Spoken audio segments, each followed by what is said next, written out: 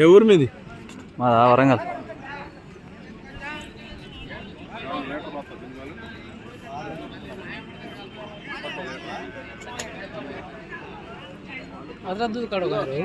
మొత్తం కాడేసి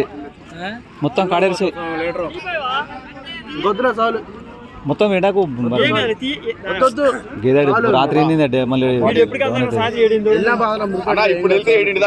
బాటిల్ పట్టుకురా.